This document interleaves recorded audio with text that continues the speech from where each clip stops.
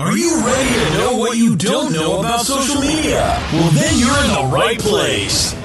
This is the Seb Rusk Show on Social Buzz on Air. Social Media Radio. Bringing you tips, tricks, tools, and extreme value.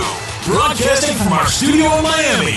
And now, here's your host, Sebastian Rusk. This is what was really my focus point. I was just like, why is love so hard to find for people? Why can't they keep it? And why can't we just be open and understand why love is just so hard sometimes, right? And it's because I've done so many thousands and thousands of interviews from all over the world with men and women. And I work with thousands of clients. And the realization of it all is, if I can sum it up in one thing, is what got me here is the fact that we put so much education and so much time into investing our job and putting so much time into that and so much time into maybe building a business. And we worked for this. But something that we don't do in our lives is we don't work towards love. What is happening, party people? Hey, welcome back to the show. Maybe it's your first time. Welcome. This was a very interesting and fun conversation that I had with my guest on this episode. My friend Apollonia Ponti is a dating and relationship coach. And let me tell you, she knows exactly what she's talking about. It is no mystery why she has grown her YouTube channel to over 72,000 subscribers in less than 1 year. You heard that correctly. 72,000 subscribers. She's produced over 500 videos for her YouTube channel. And based on taking a quick scan of the channel, she averages between 10 and 25,000 views per video. I would say Apple has a pretty popular topic. While everybody loves to talk about dating, relationships, or the lack thereof, and love, I wanted to throw in a little heartbreak in the mix too, because it's really all a conglomerate when it comes to talking about what her topic is under dating and relationships. She is one passionate individual about what she does. She's one passionate individual about helping men really understand what it takes to meet a woman. And she also lives it. She manifested the man of her dreams who happens to be in the similar space as her, supports what she does. So she truly is a product of her product. I hope you enjoy this conversation as much as I did. Maybe you're in love, or you're out of love, or a lack of love, or your heart's broken. I think that we fired on each cylinder here, and you're really going to enjoy this episode. Friends, please help me welcome to the show dating and relationship coach Apollonia Ponti. What's happening, rock star? Hi, Sebastian. The last time I saw you, we were in the grocery store. I know. That was a great run-in because you saw me on TV and you were like, I saw you on the TV the other day. Yeah, I was like, how was the Heat game? You were watching the Heat game. I'm like, fanatic. Go Heat. Yeah, absolutely. Not last night. My goodness, that was terrible. Yeah, it was really bad. So it's great to it's we totally get. No, let's not. Let's keep it all positive. So for those of you just tuning in and have absolutely no idea who Apollonia is, she is a love, relationship, and dating coach, master of femininity, that's a tough one, and masculinity. And she teaches how to become a highly desirable man or woman and attract your dream partner. I read that word for word, if you couldn't tell on there, but let's expand on that a little bit and also talk about how this whole thing began. When you and I first met, we were in an event called the Women's Success Summit. I don't know how the hell I got in the door, but they let me in. And you had said, Sebastian, I'm leaving the corporate banking world, and I'm going to become a love and dating coach, and that's just what's going to happen. And I got a boyfriend in Paris, and he does the same thing too. And we're just going to ride off into the sunset, helping folks better their dating world. And I'm like, rock on with your bad self. And then we fast forward like 3 or 4 years, and like this is 100% what happened in a reality. So let's back up and help everybody understand how we went from banking into the wonderful world of love. Yeah, of course. Thanks for asking. So when you met me, let me just clarify a little bit too for your audience. I am a dating and relationship coach, and I specialize in confidence and really right now helping men a lot. I still coach women as well. but helping men really master their confidence and attraction skills when it comes to women in relationships, dating, and overall with everything when it comes to love, which I really, really enjoy. And because of that, as a young girl, it was always something, and I remember having this conversation with you at the Women's Success Summit. It was always something that was my passion, and I didn't know it as a young girl. When I don't even know if you remember Dr. Ruth, she was a sex Yes. expert. Okay. Yes. And she You was want like to do it like this, not like that. exactly. She was the one that started this whole what we call niche now, right? And she was the first one to go out there and talk openly about love, to talk openly about relationships and sex. And at the age of like, I'm not even kidding you, 13 years old, I would literally sneak in my room, put on my headphones because it was radio back in the day, and listen to her until 3 o'clock in the morning, only to wake up and go to school the next day because I was so intrigued and learning more about why love gave people such happiness and such heartache, right? So my passion started at such a young age and I didn't know it.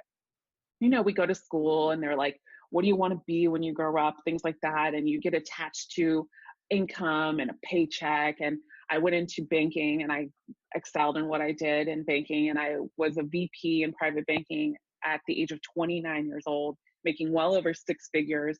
And my paycheck, that 6 figures, was my comfort zone, but I wasn't happy. And my energy was just getting controlled by this corporate atmosphere. And I would walk into this corporate atmosphere and no one would really care about me. They just cared about what I offered them to get either a commission higher paycheck to make them look better or anything. If I was to, hit the bucket the next day, I'm not too sure if anybody was to care. And that's how horrible the environment was. And I remember when I was talking to you, I was just at my wit's end and I was like at the highest position that I didn't even think that I could get. Okay. And I didn't go to college and I didn't graduate and finish college for finance or business or anything like that, which I was going for. And me coming at that young age as a college, didn't even finish college because unfortunately my grandmother got really sick and I had a choice to either finish college or take care of my grandmother and my mom not lose her job in her house because Medicare didn't kick in and she got both of her legs amputated. It was a really bad experience for the both of us, but we did so well and my grandmother ended up living for another 5 years because of that. And I would have never taken away that choice. But coming from a background of thinking, okay, I'm a college dropout, I'm never going to be successful, I'm never going to make over $200,000 a year or even $100,000 a year. Coming from that mind frame and going through a lot of anxiety and just really hard times at a young age, going through college made me more stronger to go after my goals and my dreams because I wanted to show myself that just because I didn't go to college doesn't mean that I can't be successful. And I actually worked my way up in finance in a VP position for private banking with everybody else has a college degree. And because of the way I worked in the company and worked my way up, I finally got this. So then because I got this, I started attaching my value to my job instead of my passion. Because in my head, I was like, you did all this without a college degree and you're going to give it up. But then my heart wasn't being fulfilled because I knew exactly ego. And I knew that there was something more for me because at the same time, I was doing speeches for the business around love in the workplace. You know, I had men and women coming to me for advices about relationships and being like, wow, you should really do this. I started studying human behaviors, NLP, emotional intelligence. I started interviewing men. I started interviewing women because this is what was really my focus point. I was just like, why is love so hard to find for people? Why can't they keep it? And why can't we just be open and understand why love is just so hard sometimes, right? And it's because I've done so many thousands and thousands of interviews from all over the world with men and women. And I worked with thousands of clients. And the realization of it all is, if I can sum it up in one thing, is what got me here is the fact that we put so much education and so much time into investing our job and putting so much time into that and so much time into maybe building a business. And we worked for this. But something that we don't do in our lives is we don't work towards love. We think that as humans, because we're born, we are just naturally supposed to have love, but we have to work for love. And that's what got me to where I am today and being like, I know this answer and I feel so strongly about this. I've got to quit this job and go after my dreams and do exactly what I want. And during this time, during this process of me figuring this out, I manifested the partner that I wanted. And I said, I want a man that either understands what I'm doing or is on stage at some level that will understand the broader aspect and the community that I want to touch. And I started envisioning it. And surely within like a couple months, he came to me, and then he gave me some pointers because he was in the same community and I guess niche that I was in. And he's very popular in France, but gave me some pointers. I quit my job, and I just went full throttle into everything that I was doing and I am doing now, which has been completely successful, and I'm very happy. So did he come to, were you inquiring like for like advice to him, and then you're like, oh No. So how'd you meet him? We met online. Okay. Mm-hmm. Awesome. That's fantastic. Mm-hmm. So manifesting, surrendering, like these are all terms that we're all familiar with, but I don't know how to do all those. I'm working on surrender. I've been working on that for about the past 6 months because I've been doing a Fiji breath work. And surrender is, I was told to say yes to everything, and eventually the things that you want are always going to be yeses. You're not going to have to do stuff that you don't want to do. So I've been working on the surrender side, but the manifesting side, let's just side note on that. Just I want you to just expand on that just for a second here. So when you set out to say, I'm going to manifest the man of my dreams, what did that look like? And how does one manifest something? Because some people just don't know. That's why I want to ask. Yeah, of course. I'm actually on my website. There's an amazing blog that I wrote about how to manifest. It's one of the best blogs. And I'm not saying that because it's my blog, but I've researched a lot of how to manifest love, and it's such surface level answers, but I really go into depth in my blog. On my website. So I really encourage you or anybody else that wants to know more information than just what I'm going to say to go there, because I actually break it down. Yes, absolutely. By the way, for those of you listening, all this is going to be in the show notes. So that article she's talking about, just go into the show notes in the description of wherever you're consuming the podcast, Spotify, iTunes, wherever. And there'll be a direct link to check out that article. For those of you that want to check it out right now, it's ApolloniaPonti.com, APOLLONIA Ponti, PONTI.com. But again, it's in the show notes and all of her relevant links on there. Okay. Excellent. We addressed that one. Okay, cool. So we know how you got to where you're at now, and how you met your partner that obviously he's in the similar space as you, correct? Yes, okay. Yes. Got it. So talk about, being with someone who gets it and understands. In fact, I have a friend of mine that is that's going through a divorce right now, and he continued to tell me, she just doesn't get it when it comes to the work aspect. I don't want to ask for permission to work. That's why it's not working. And I thought, interesting. Very like in her relationship. Yeah. Okay. Yeah. Mm-hmm. So it was like, yeah, exactly. It's like you're married, but it's like constantly, hey, listen, I need to get work done today. Well, you said you weren't going to work today. I guess work became a challenge between it all, and that was kind of the breaking point of the marriage.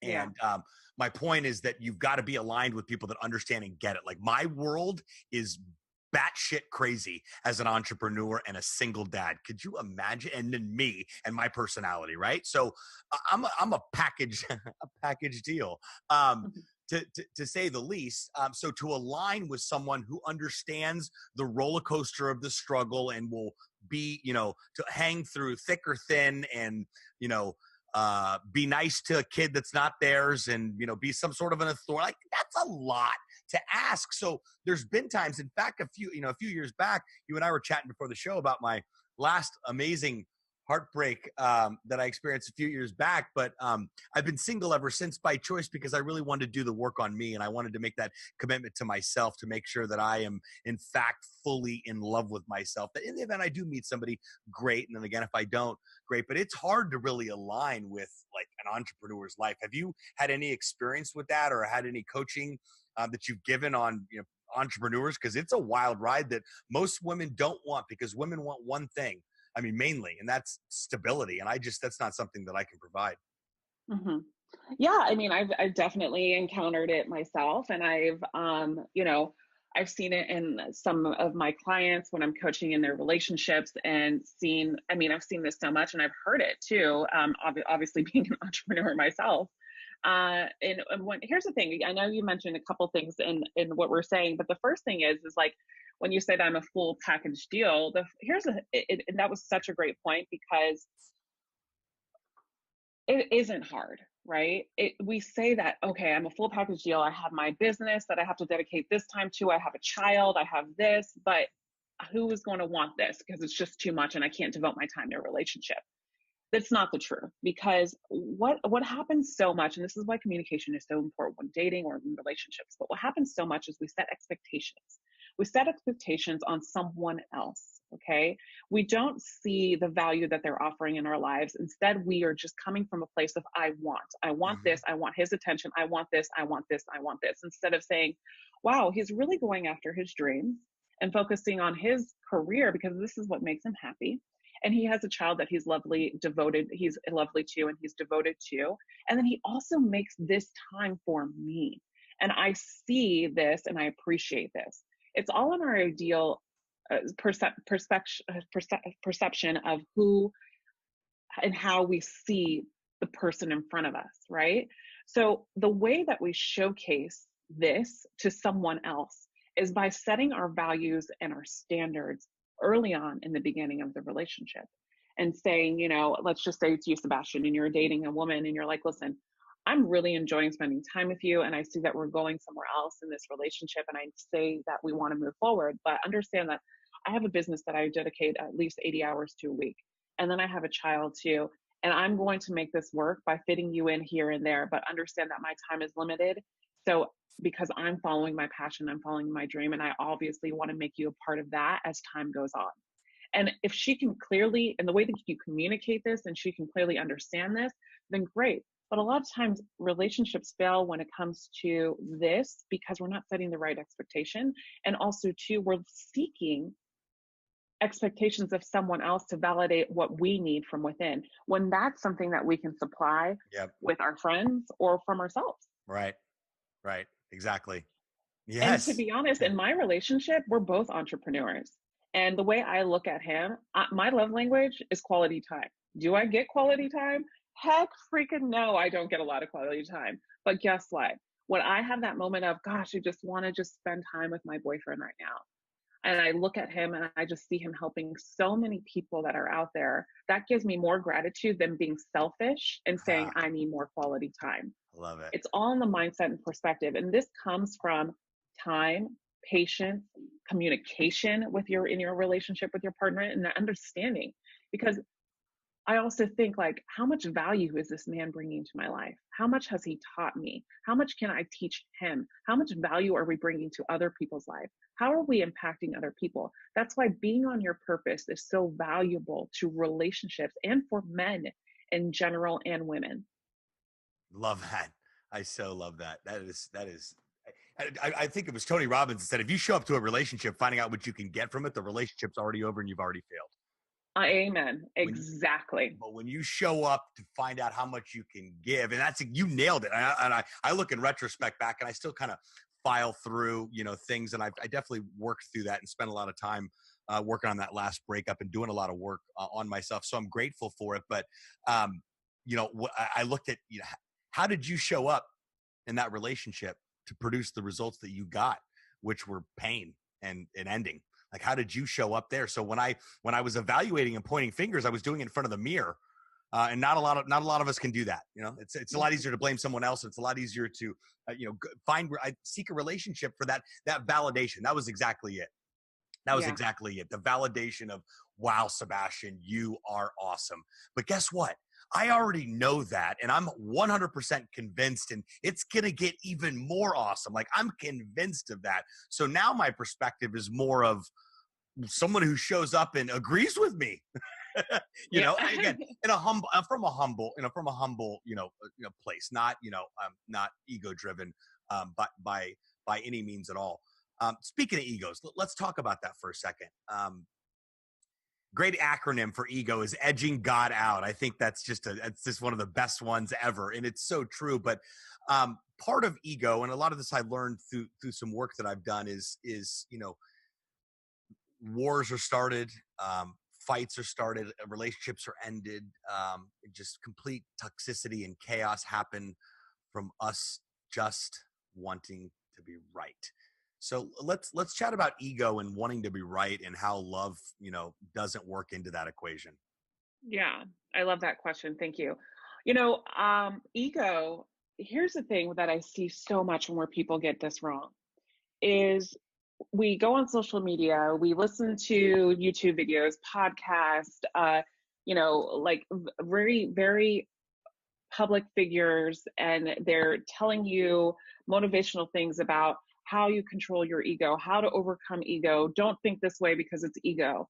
And we get this vision that we have to control ego, which we do. But what we don't talk about is you have to have a healthy relationship with your ego, because your ego is always going to be there. Sure. It's there for a reason, because of the fact that it also can be and can bring good things, because also ego challenges you to think in another way. Yep. Right. So the thing that we don't talk about is you have to have a good relationship with ego, right? And say, all right. And the only person I really actually heard talk about this was Gabrielle Bernstein, to be honest. And it's about having a good relationship and saying, ego, I hear you, but I know why you're saying this to me. And instead of you saying this to me, you should say this instead to me. And you correcting your own ego, because your ego is also your thoughts that come into your head that I'm not good enough. She didn't call me back, so that means that I'm not desirable. I wonder if I performed well in bed. All of this stuff is all ego to kind of diminish you, to kind of bring you down, to get that confidence down. But if you start to have a good relationship with ego, which is a healthy dialogue, a healthy conversation within yourself, then you start controlling ego. What a lot of us are trained to do is discipline ourselves to set ego aside and be like, no, that's not true. I'm not letting you come in. I'm not hearing you. I'm avoiding you. I'm avoiding you. I'm avoiding you. And then it gets stronger. It gets stronger and stronger. But the only way to really overcome this type of conversation and really ego comes down to mastering confidence, excelling in your career, or whatever it is that you want to do, going after your goals, being driven, whatever it is. It comes down to having that healthy relationship and that healthy conversation with your ego, and understanding that it's always going to be there, but you choose how you want it to be used. Right. I love that. It's kind of like your subconscious. I had a coach tell me one time, like, listen, you need to have a conversation with your subconscious. And it goes, something like this. Listen, you little knucklehead. Okay. I know you're not going anywhere, so we're going to work together. Okay. But this is my show and I'm going to call the shots. And I thought, wow, because we're always trying to figure that whole subconscious. That's a whole different episode, subconscious on there. But yeah, the ego, keeping that, they say keep your ego in check, but also, have a healthy relationship with it. I like that a lot. Awesome. Yeah. Excellent. And name her. Yeah. I name my ego. I name her, name them, because then you're claiming something too. And it's easier. And it's just like, it gives you more control. It really does. And it creates better energy for you to be a magnet of whatever that you want, or the possibilities literally are endless when you can do this. I love that. Love that. Okay, cool. My next question, perfect timing here. Sunny D just messaged me and said, I love Apollonia. Have fun on the episode and tell her I said hello. Hope all is well with you. So Sunny D says, what's up? That's my girl. Yes, she's awesome. So speaking of Sunny D, YouTube badass, online social media buddy of mine that I met a few years back on a live stream, just does some awesome work, and you connected with her little less than a year ago. Yeah. Mm-hmm. And you launched April of last year of 2018. Mm-hmm. Awesome. And you launched your YouTube channel, which is just bananas right now. She just hit 50,000 subscribers. The channel hasn't even been around a year. So actually 70, it's almost at 75 now. I stand corrected. Well, you know why I got the 50 number stuck in my head? Because you made such a big celebration, silver balloons and whatnot. It was a big celebration. That's a huge milestone, 50,000 subscribers. And again, I'm not afraid to expose myself that Social Buzz TV has been around for 9 years and we have 1,300. So I gotta get to getting. Maybe I need to hire you. Um, and again, those of you listening, don't worry about writing down a YouTube link. Everything's going to be in the show notes. You're going to be able to go and subscribe. She's got about a bazillion videos on every topic you could ever think of pertaining to love, dating, and relationships and getting questions answered.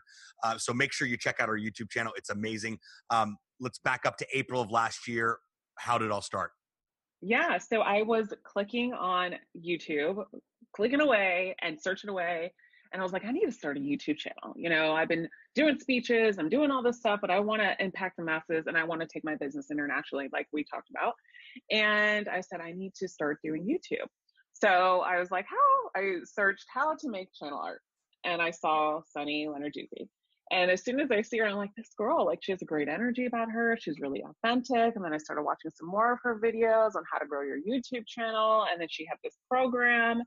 And I was like, you know what? I'm just going to do this because of the fact that this woman is just so real. I just felt like everybody else was more mechanical. They were more mechanical. No offense, because I know they're great. And I still follow some of those people. But I really just felt her energy, and I really liked her as a person. So, and that's really clear. And I want to be really big about this. Even if it's not me as a coach, that is where you make your decision on how to hire a coach, right? Because it's about how that person makes you feel and how they can impact you. It's your intuition speaking up. So I was like, I'm just going to book this. I'm going to pay for this amazing YouTube for Bosses course. And I did it. And I studied this course, in and out. And I did everything as she's told me to do, because she even says in the course, if you don't do what I'm going to tell you to do, even one or two things can change the outcome. So don't miss and come back and study this course and do it. I made my own notebook and I did it. So once I felt ready, I purchased it in April, but I probably started my channel March or May. I think it was really in May.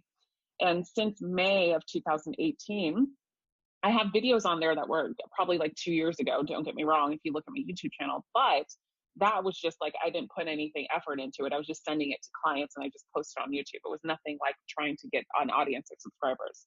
And then 2 months later, or a month later, after I studied YouTube for Bosses, I started implementing all the tips and tricks that she was telling me. But also I started producing quality content of what I knew my viewers wanted to hear, something different, something people weren't saying, offering different things. And as I noticed, my YouTube grew drastically. From 5 subscribers a day to 500 subscribers a day to 1,000 subscribers a day. And now it's like drastically growing. I grow 1,000 subscribers every 2 days. And, I look at my competition and it's not even close to that. So, I have Sunny to thank for that, because she's really also kind of not only created this platform for any entrepreneurs that are watching and listening to this, but she also has a way of giving you some type of hand holding, not her personally, but she's created a group. She's created people that work in her business that will actually help you through the process, answer your questions. She's built a community for support for people to help you along the process. And she's built a really good community, and you can tell her heart and soul is in this type of business and this YouTube for Bosses program, that you can really, really get results and get a lot of your questions answered even after you take the course. I'm not even, I just text her back that I'm buying the course. Are you kidding? Yeah, I'm in. Done. It's, by the way, the link's going to be in the show notes too, since we're talking the amazing, I call her Sunny D. Sunny Lenarduzzi. She is a beautiful human inside and out. And like I told you, we've never met in person, but I've still connected with her enough online and through a campaign we worked on a few years ago rather, that what you say is 100% true. And it is. It's so much easier to make a decision to work with a brand, a person, a coach, an expert, a guru, whatever you want to call them, when you're really feeling them and you see that, Sunny is a product of the product she sells. Right? You are a product of the product you sell. I am a product of the product I sell. I'm on my own podcast right now. I sell podcast launches, right? You're madly in love right now. You sell love advice, right? Sunny sells video and becoming your own boss and brand, etc. And she's lived that for the past year since her launch. So all good stuff. This is awesome. I'm fired up. Talk about good energy. All right, good deal. Yeah. Hey, virtual high five, Sunny D. I'm signing up. Awesome. So I was watching a video of, by the way, once you start watching her YouTube videos, we're back to Apollonia now. Once you start watching her YouTube, you're not going to be able to stop. Well, first of all, because YouTube just plays the next video automatically. And the way that she has things organized and set up on her channel, it is like, it's got some, Netflix should envy the selection here, if you will. That'll be next. You'll be able to I hear that so much. I hear people reaching out to me on my DMs and Instagram and being like, I just binge watch all your videos. Like I can just sit there and binge watch. I'm like, oh, really? I can't because it's me. Straight up. Yeah, I totally. But one of the ones I watched was six reasons why women ask for space, what to do when she asks for space, blah blah blah. What it means when she says she needs space, yeah. Right. that whole the whole astronaut series of space, right? And you teach things like how to win her back, and what do you do when she asks for space? But aren't those like direct indicators of a deeper issue that maybe possibly the relationship may be heading towards an end? I mean, or is it, again, I'm trying to understand that whole world because I'm convinced that relationships either work or they don't, but that's just my head. Can you speak to that for a second? Yeah, of course. Thank you. That's why coaching is so significant in my practice, right? Because I can produce content, but the content is an umbrella answer of what it is, because everybody's relationship is different. There's always tailored advice for every type of relationship, because I've had clients that have been in relationships and the woman or the man has asked for space. And now looking back 2 years later, they're engaged and they're in the best place that they've had possible, because that they've, ever experienced in their relationship or within their own lives, really. Because space also gives us the moment in our relationships to actually have that hard conversation with ourselves and reflect and say, what the hell did I do here to deserve this space? Why is she asking for space? Because when we're in a relationship, we kind of have tunnel vision. We have tunnel vision of, I just love her. I just want to marry her. I just want this. I just want that. But we don't look at everything outside of what's happening because we're so focused on our end goal. But we got to enjoy the present moment. And this is where space comes in, because of the fact that sometimes relationships get lost. We get lost in our relationships. And that's why people are so big on saying, I need a break. I need space. And it's not to say that you guys aren't meant to be, because sometimes they are. Or it's not to say that you guys aren't meant to be, because sometimes they're not, right? So and that's what space tells you, right? Exactly. And that's what space tells you. Space is a time for self-reflection, right? If you want to, and I love that you say, like, let's go into the astronaut world or outer space or whatever you said, because of space. But actually too, it gives you time to reflect. It gives you time alone. It gives you time to get back to who you are, because sometimes in relationships, we lose a little bit of our identity. And we learn from relationships. How else do you think we learn? We learn how to walk from actually trying to walk. So we learn how to love from being in relationships. We make mistakes. And just because we make mistakes with one individual doesn't mean that person's not the person for us. It might be, but it might not be either. So that's why coaching, one-on-one tailored coaching, is so critical when it comes to relationships, because you can binge watch all my videos, which I would suggest anyone to do, because you're going to get great value and an understanding for a woman's perspective, how women think. And also because of the fact that I've worked with thousands of men, women can value from that, because I really know men like the back of my hand, I would like to say. And the thing about this is, we tend to think, okay, we look at a YouTube video for a quick fix, because we're used to the world that we live on, ordering something on Amazon and being it shipped because we have Prime in 2 days, getting something delivered, anything now through Postmates or whatever it's called, and getting our food delivered to us, living in a society of instant gratification where it's now taken over our love lives. And the fact that we have to sit here and think, all right, so I want this now, I want this person to be like this. And then we want to jump into relationships when we haven't even healed our heartbreak from the past relationship. And then we're coming into a new relationship and saying, I need space, right? So that's there. That's one thing. Right. Or maybe you were together for 10 years and all of a sudden the attraction in your marriage or your relationship just diminished because people think that if you're in a relationship, you're locked down. You're good. But you owe it to your partner as she owes it to you and you owe it to her to keep the attraction in the relationship. Relationships are constant work with kids, without kids, whatever you want to call it. And then maybe you need space from your marriage and you need a break from your marriage because the attraction has failed. But then the marriage, you build the attraction back during this break and now the marriage is excelling, right? So that's a different realm of space. And then there's another space where it's just like, I've lost myself in this relationship. I need to find myself again. And then I become a different person. And really, I just don't want to be with you anymore. You know, so and I break down this because those are the top 3 things that I see when it comes to space. And, wow. and it could be a reflection of anything in a relationship, but that's why I produce so many videos, because I just want people to be able to use these videos as self-coaching to see which one identifies to their relationship so they can get that free advice and then choose to see if they need further advice with me and get that tailored advice for their relationship. Love it. Can I answer your question for space? Yeah, I'd say so. My goodness. Is there anything you can't answer? So, wow, this is fantastic. I'm just stoked that you're my friend. Me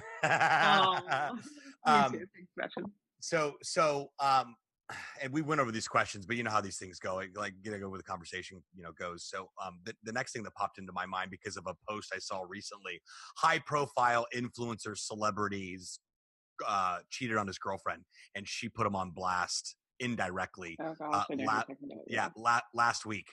And, it has experienced massive growth since then, but that's not what that's not what I want to talk about. I want to talk more on the infidelity side of things, and why do people cheat, and what is this, why, because I've seen it, I'm exposed to it a lot in life. I think we all are, and we're always like, what? Just heard another story of another divorce, that I literally had to sit down. I'm like, shut up. I was floored, right? So why do people cheat? Well, first of all, like, being a public figure comes with so many different, like, I just want to say something, and like that is like, we only hear one side of a story sometimes, or we don't know the true story. It doesn't give a reason for anybody to cheat. Don't get me wrong. Okay. It doesn't give me a reason. It doesn't give that reason. Right. But you never know what that other side, what has happened. And I say this openly because as a public figure now myself, what happens is we start to idolize these people. And when something goes wrong in their life, we're like, oh my God, if it went wrong in their life, this is never going to be for me. I'm never going to find a partner. If this isn't for them, if they're cheating, this means all women are cheaters. This means all men are cheaters, right? Because we attach to a specific outcome, but we don't know, the specific person, and we idolize them, but we don't really know what goes behind the closed doors. Sure. So that is really, really important for me just to address, because myself, both of these people, I follow them and I love what they do. I choose to unfollow them because I didn't want those thoughts coming into my head, right? Love it. Yeah, same. So, and that's the reason. Will I follow them again eventually? Hell yeah, I will, because they're great people. But I didn't want these things to affect what they bring to my life, right? Because we don't know. We aren't them. We don't know what happened. The same thing goes for infidelity. Doesn't give an excuse for infidelity. But I'm going to be honest. I've seen women tell men saying, I'll take your children away if you think that you're going to divorce me. But this man fell in love with another woman that he really, really wants to be with, and wants to give a settlement to his wife and say, can we just do the split custody thing and I can just be with someone that I love? And the wife sits here and says no. And then he cheats, and then she plans and takes everything away from him. So I've seen these situations. So you don't know what goes on behind closed doors. And infidelity is, of course, a forsaken thing in our world. But also, too, we can't let this distract us from what we want in our lives and what true love really is and does exist out there. And this comes from a healthy mindset, comes from understanding the person that's in front of you, open communication, always being honest, always being good and compassionate with your partner, and understanding that sometimes they need to just find themselves again, whatever it is. And infidelity is such a broad topic. And I do think that, let me just reframe, because I don't want to get carried away on infidelity. What was your specific question on infidelity? That was really, I mean, that was really, why do you, just your opinion on why do you feel people cheat? Not men, not women, just both, all the above. I mean, there's so many, and I think it's because they're lonely. I think it's because they're seeking outside validation as well. I also think that successful people sometimes cheat because they feel like they are unstoppable and they can do whatever they want, and they have no self-respect for the person that they're with or for themselves. And also, too, let's not deny that some people turn the blind eye. They know what's happening, but they're willing to turn the blind eye because they don't want to see the truth. That blows my mind. That just, yeah. Wow. And so because we live in a world too, it blows your mind, but also think about this. We live in a world that tells us if you're single and you're alone, something's wrong with you. For sure. You don't want to be that person, which is completely untrue. But that's how we look at it, right? Oh, you're single? What's wrong with you? Exactly. Oh, you're 32? You're 32 and you don't have kids yet? Yeah. Like, what's wrong with you? You're a beautiful girl. Why don't you have kids yet? Like, do you have your own business? You're successful. You know, you're a self-made millionaire and you don't have kids and you don't have a wife. Why? Right. Yeah. But I think we jump into relationships that we don't want just to maintain the status quo. Maintain the status quo, and then we end up cheating. You know what I mean? So we're getting in relationships for the wrong reasons, which causes infidelity a lot. Got it. I just have never been. I don't know. It's just not in my heart, or I'm just not built that way. So I don't understand it. But I do know that it is and again, to pick on the guys for a second here, I do know that it is a pretty consistent trend with some guys. Some guys are just A-okay with it and convinced that it's just all right. And I'll die saying no, it's not. But I was just curious on what your opinion was on why it takes place. So are women, though. I gotta say that. So are women. No, I didn't want to say that because I was, I posted a meme this morning and I was apprehensive because I'm like, I'm going to catch some backlash for it. But I figured I sent it to my daughter and she thought it was hysterical. I don't know if you saw it or not, but it's worth repeating. It says, and it was like NBC Cleveland a study shows women need more sleep than men because they use their brains more. And the first reply to the comment was some guy going, all that overthinking and jumping to conclusions. Oh, I love that. But I was apprehensive. Like, I reached out to my attorney. I'm like, is this okay? That's hilarious. My attorney and my daughter, and they both replied, that's hysterical, posted. So I did. But I picked on the guys because, again, I don't know how women roll and as far as the cheating is concerned on there. But anyway, either way, if you're listening to this and you're considering infidelity, don't do it, dude or duet. All right. Let's keep it rolling here because this conversation's fantastic. Let's bring things down a second and talk about heartbreak. Well, go right from infidelity to heartbreak. Well, I'm glad I tuned into this episode. Hey, I got Debbie Downer and Timmy Raincloud. We'll see you next week. Let's talk about heartbreak for a minute because I got my heart shattered into pieces about 2.5 years ago. And I can chat about it candidly now, but it wasn't so candid then. It was a real deal wake up call to some internal things that I need to get cleaned up and squared away, and with ego and personality and who I was and how I was showing up. So I know that I probably was the source for that heartbreak. But heartbreak happens to us in life, and it's unavoidable. I watched my teenager go through it about 2 years ago, and that was probably more painful than mine, because you feel your kid's pain, and to see her just down, and I mean, it was a first love too, so to see that and feel that. But heartbreak, like you and I chatted before we started the episode, you can't sleep it away, drink it away, travel it away, read it away. There's no shaking it. Unless you're dead inside, you just block it out, and then you're just asking for even more problems. So, how do you coach people on or what advice do you give people on heartbreak? Believe it or not, I love coaching people when they're going through heartbreak, because this is where they can scale in life, to be honest. This is where they're the most completely vulnerable, and they're open, and they're looking for, a lot of times they're looking for a quick fix. Apollonia, what do I do to just not feel this way anymore? I say, there's not a special pill that you can take. There's nothing that you can do. Again, alluding back to what I said before, we live in a world of just wanting the quick validation or quick answers, quick discipline, or quick, to resolve a situation really quickly because we're used to it now. But when it comes to love, we can't do this. And heartbreak, I think, is one of the it is actually one up there for the number. I don't think it's number one. I think it's drugs. I can't remember. I was looking at it the other month. It's not coming to my head. It was last month I was looking at it, but it leads to a lot of suicide, and it leads to a lot of suicide in men. And this is why I love coaching heartbreak in this realm of heartbreak. And I think a lot of coaches, good coaches that are doing this from their heart, need to start going out there. So if you are someone that has either suffered from anxiety or suicidal thoughts, and then thinking, and you have recovered from this, and you're thinking of, what do I need to do for my future? I want to be a coach. I want to do something I'm passionate about. The first thing I always ask people is always turn your pain into something pleasurable. Yeah. And if you've ever been there, there's so many men out there that need help because statistics are showing that men do this more than women. And it's the leading cause. One of the leading causes is because of love and heartbreak. Okay.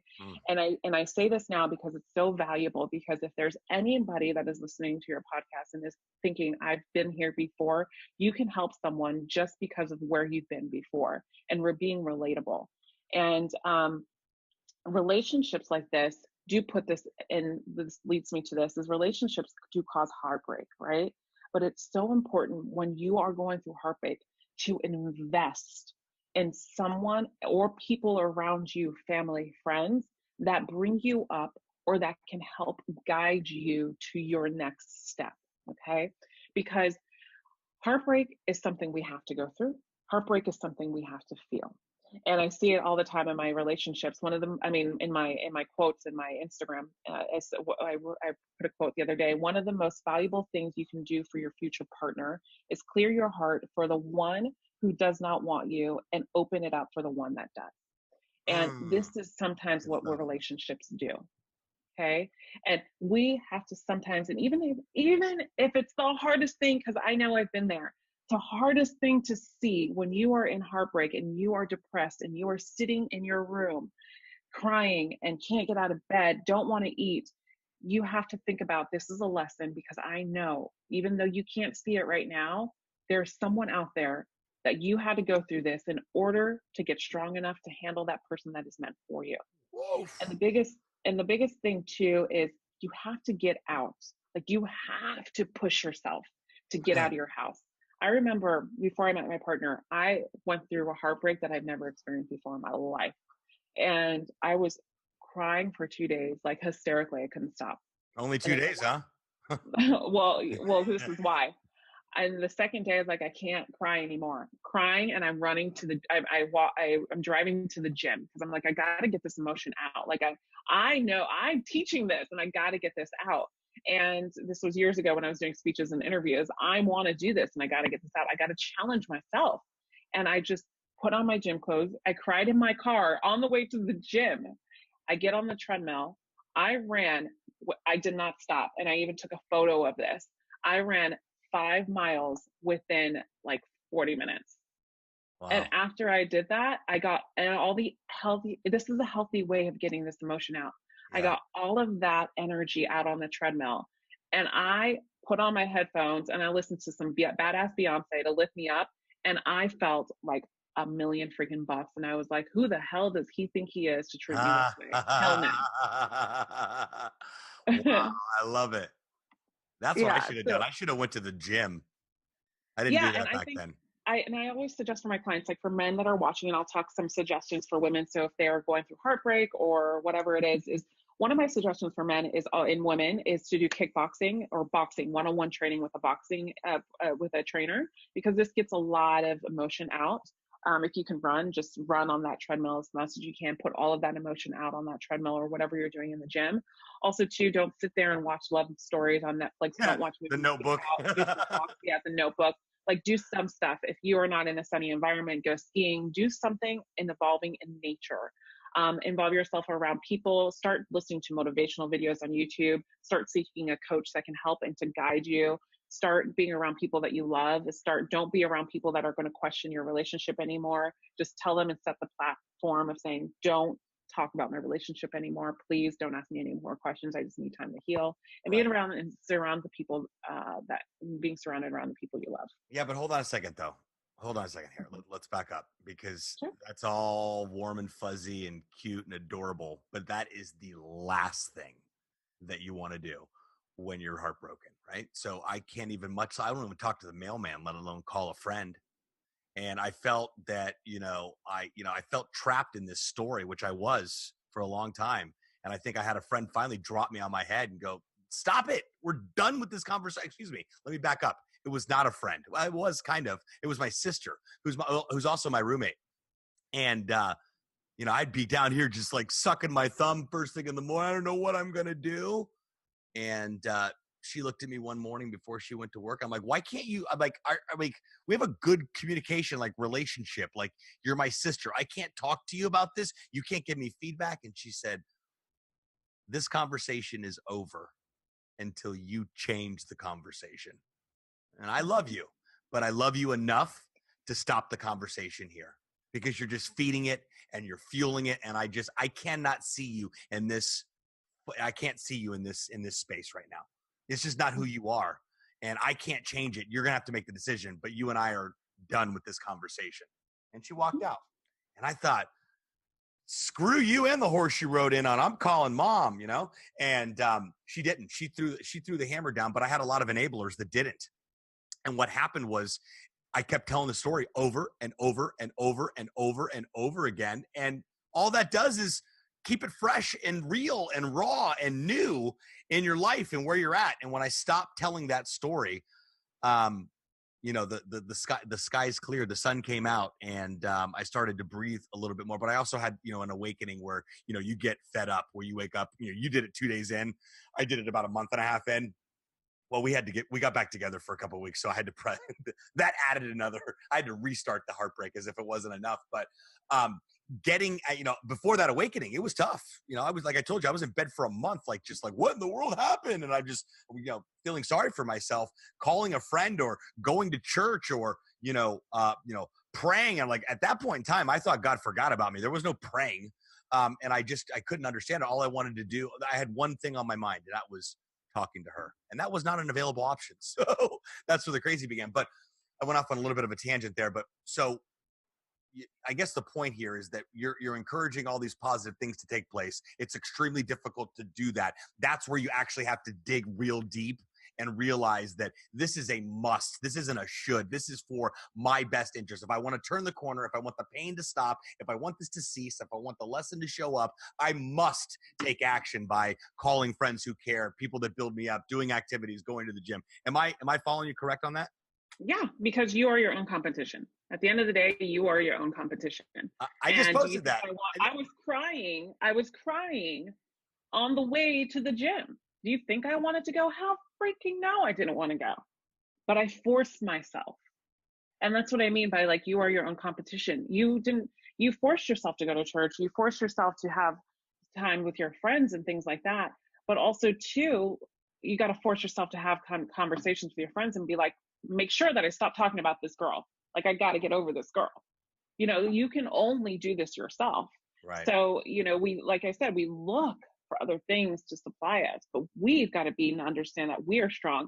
And when we go through heartbreak, we become somebody so much more than who we were before, because it teaches so much valuable lesson. Yo, 100%. I feel, very resilient and bulletproof and fun. In fact, I knew that I had healed when she had reached out about 6 months later. I'll never forget. It was during that hurricane where everything was crazy. Not the last one, but the one before that. And she had reached out and was like, hey, just wanted to say, hope all is well. And I hope you and your family are well. And I'm like, stand behind me, Satan. No, I was like, thanks so much. I hope you're outside. No, I'm kidding. We started that whole diet, which happens a lot. I'm sure, you break up, you don't talk for a lot. The undeniable space happens because you broke up. And then, the other person reaches out, and it turned into a full-blown day conversation. How are you? How's everything? We should catch up. I'm like, I wake up in the morning, I check my text messages, and I go, absolutely not. We are just not doing this. And I sent her a text immediately and said, hey, it was so great to hear from you yesterday. And thank you so much for taking the time to reach out. But after further, consideration and kind of sleeping on it, I just feel that I've done so much work to heal that I don't want to undo any of that at all. But I certainly wish you the best of luck. And again, thanks for reaching out. And she replied, I totally understand. Best of luck to you. I knew I had turned the corner then. I don't know. Those sound like pretty, I felt healthy saying it, Yeah, and that's great. Yeah. And you just mentioned, sorry, I don't want to cut you off, but you just mentioned something before their viewers, our listeners can connect the dots. I want them to connect the dots with what you just said. One piece about manifestation and love, what a lot of people don't talk about, which I talked about in the beginning of this podcast, is that I mentioned in the blog, that what a lot of people don't talk about when it comes to manifesting love. What just you did right there. If you are in that manifestation process, right, you are always going to get challenges, right? The universe is going to present you challenges. And it's the way that you respond to these challenges what gets you closer to manifesting love. It's not that, oh, I'm going to manifest and I'm not going to attract anything that's bad for me. I'm not going to attract partners that are toxic. No, you might attract a partner that's toxic, but it's about getting clear and saying, she's hot, he's hot, whatever, but I know this is bad for me. I can feel it. I'm just not going to move forward with it because I got to stay my ground and I know what I want.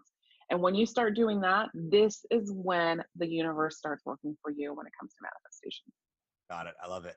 Well, I just realized that I was not who I really am. I wasn't my true, authentic self in relationships prior to. And that's why I could never go and talk to women in public. I was terrible at talking to women in public. Can you believe that? Me, of all people. I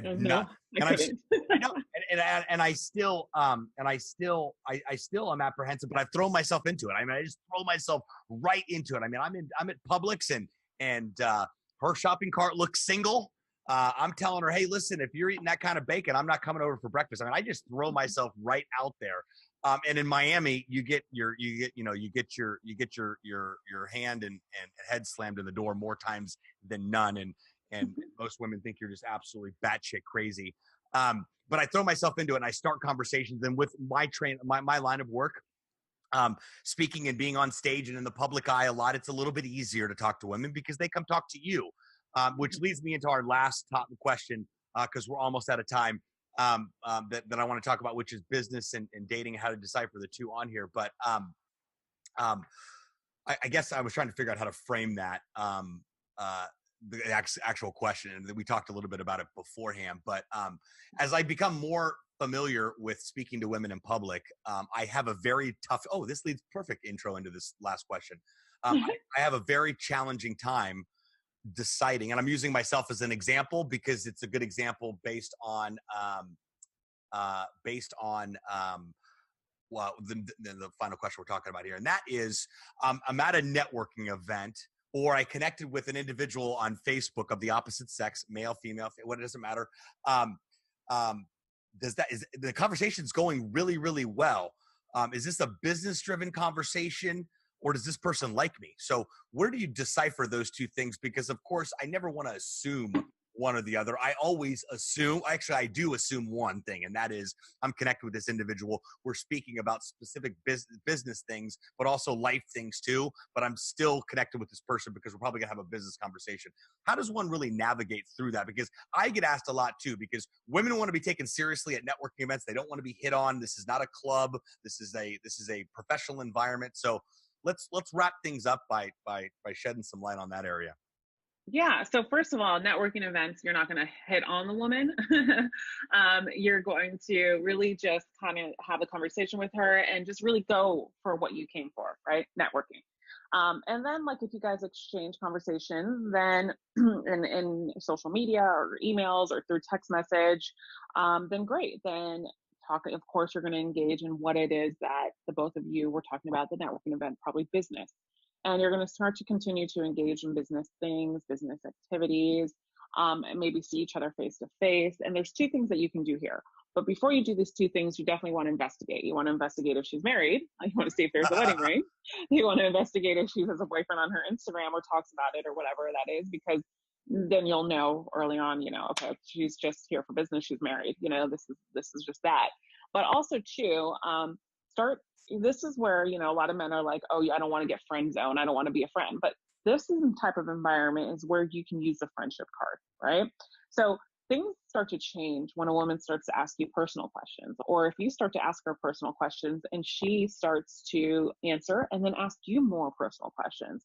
You start to notice that her text messages are like more of, hey, how's your day going? How are you today? It's more of a personal thing. And this is where you also see that there might be a little bit more interest. And then in the process of you talking about business and stuff like that, you can start being her friend and really finding out a little bit about her, being her friend in the process. And this is not something that's quick results, especially if you're trying to maneuver business and see if this is something you want to progress and you like this girl and you want to see if she likes you. She's going to show you that she likes you eventually by being a little bit more physical with you, like flirting with you here and there, going with you to networking events, asking you out to lunch, or asking you, hey, what do you want to grab a bite to eat? Or her being open to grabbing bites to eat with you if you ask, vice versa. And I think that that is the key. And over time, you're going to know. And you'll know by that. You'll know by her asking you a little bit more personal questions with you, sharing more of her life with you.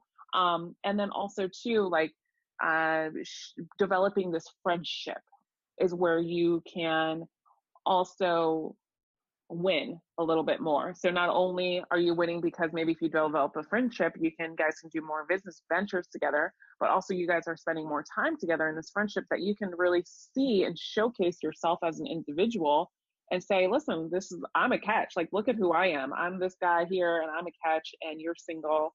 And she can start seeing you in this different light because you've already formed more of a friendship. And then because you formed a friendship, you get more comfortable with the person.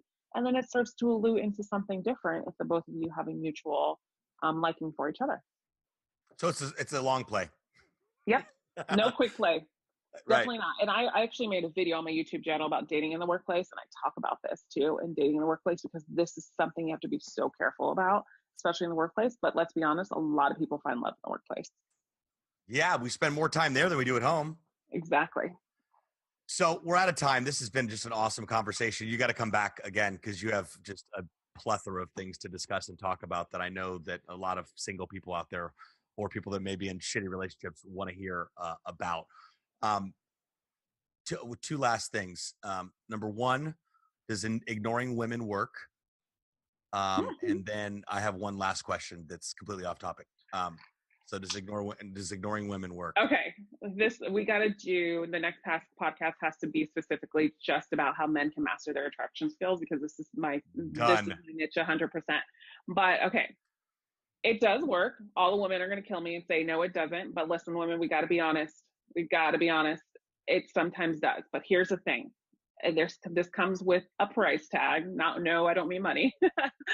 This is what I mean by this is a mature woman that is looking for a relationship and looking for something sustainable, that is reciprocating with the mature man, will not fall for this game. If you ignore her, she's going to be like, who are you? This is another guy that's playing immature games. I'm not in for it, right? If she is the key here, she is reciprocating. She's open about her feelings. She likes you. She wants more. She's spending time with you. She's getting to know you. She canceled a date, but then she said, listen, I'm so sorry I canceled the date, but how about next week? Can we do it? I really wanted to see you. She's being open. That woman is not going to enjoy this, okay? And I'm going to be honest with you. A lot of women are different in their walks of life, but when it comes to age, typically in their 20s, they're looking to have fun. They're just figuring themselves out.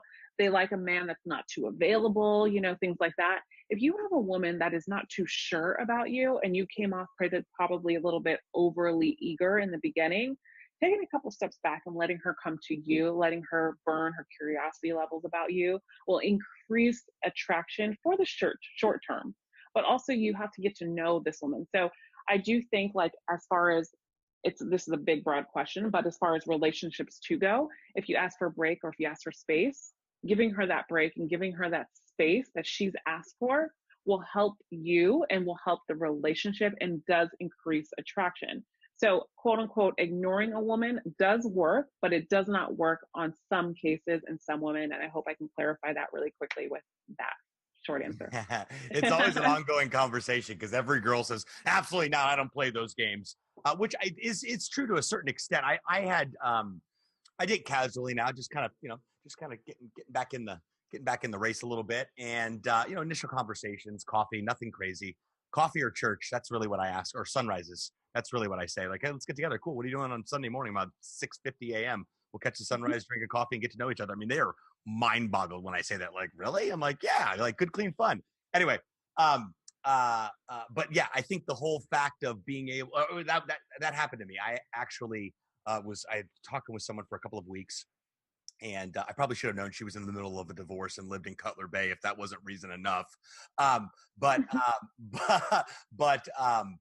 Yeah, I had said something that she didn't like, or that it was a joke that I thought was funny that she didn't. It wasn't inappropriate by any means at all. Just lack of communication or communication breakdown via text. Anyway, instead of communicating and saying, "Hey, dude, I really didn't appreciate that," or "That wasn't cool," whatever it was, and I remember specifically what it was. It was she sent me a picture of a turkey sandwich. It was right after Thanksgiving, and the text breakdown was like, that's your nickname. And she's like, are you calling me a turkey? I'm like, are you a turkey? Like it turned into that like deal. And I'm like, whoa, that totally blew up in my face. Well, anyway, she was not like a fan of how it all went down anyhow. And just like kind of not ghosted, but yeah, for the most part. And we had been talking like all day, every day, play by play, gone on like 2 or 3 dates. Like the conversation was consistent. And then all of a sudden, poof, like nothing at all on Saturday morning. Or excuse me, this was Saturday evening. And then by Sunday morning at like 10:30, I didn't hear her. And I was like, you know what? Fuck this. And I sent her a text message and I said, listen, I don't even know you, but our conversation got disrupted somewhere between last night and today. And the very fact that we're mere strangers, maybe we shouldn't continue the conversation. And I had literally could not even type Facebook on my phone to search for it. And she had deleted, blocked, and removed me across the board. So welcome to dating in 2019, ladies and gentlemen. But my point is I felt I was being ignored. Right. And I had zero tolerance from it. And I think that. But on her side, she's thinking, wow, if I affected him this much, I'm blocking him. Right. So, yeah. And that's a whole nother different conversation. And there's a lot of like things that you can benefit from, I think, from just hearing it from a woman. But sure. That's how her mind is thinking. Is like, okay, I didn't text him. He's not my boyfriend. I haven't even really met him and got engaged in a lot of dates with him. And then 3 days later, he's overreacting because of the fact that I haven't reached out to him. Like, imagine him in a relationship. He's crazy. I'm going to block him. This is not saying that you are, but this is what she's thinking. And this is what I offer men. I give them the inside deal of what women, how women are, how women think and things like that. So, and this is the thing, like relationships are just like friendships. Not every one of them are supposed to work out. Well, I did tell her to lose my number. So that's probably why I got blocked. And that too. Yeah. So filter, Sebastian, filter. Okay. All right, cool. So last question, completely off topic of love, dating, and relationships, etc. Hypothetically, you and I are booked to speak on this ginormous stage. You're doing a keynote, I'm doing a keynote, or maybe I'm the MC for the event, whatever it may be. And we're in beautiful San Diego. And we've got some friends that are attending the event. So we all go out for dinner and then we come back to the hotel bar. We have a few drinks. Everyone's having a good time. And then I realize across the hotel in another bar is actually a karaoke bar. And I go, Apple, let's go, woman. It's our time. What song do we sing on karaoke? Oh my God, this is going to show who I am for real. Okay, so I always bring it back old school. I am like such a 90s old school girl. I would probably sorry, Sebastian, because it's a woman song. It's going to be like, I don't know if you know the song, but it's by Escape. Do you know that band Escape? Yeah, More Than Words, right? Yeah. with the black nail polish? Yep, that one. Or I'd probably throw back some Aaliyah and sing Back and Forth with you. All right, good deal. I was thinking more Kenny Rogers, Dolly Parton, Rivers in the Stream. No, I would definitely bust out some if they had a display of the rap music, we'd be rapping a Busta Rhymes as well. All right, I'm holding you to that. That is totally a realistic possibility for us to be in the same city, speaking at the same event, and there's karaoke nearby. For sure, and I love karaoke, so I will do it. Done deal. Well, Apollonia, this has been a fantastic conversation. All of my interviews that I do, I feel are fantastic, but some of them really hit home and resonate, because we're human beings, right? And love and dating and relationships are all things that we seek and desire. Some of us are good at it, some of us aren't, but we only have a lifetime to figure this whole thing out, right?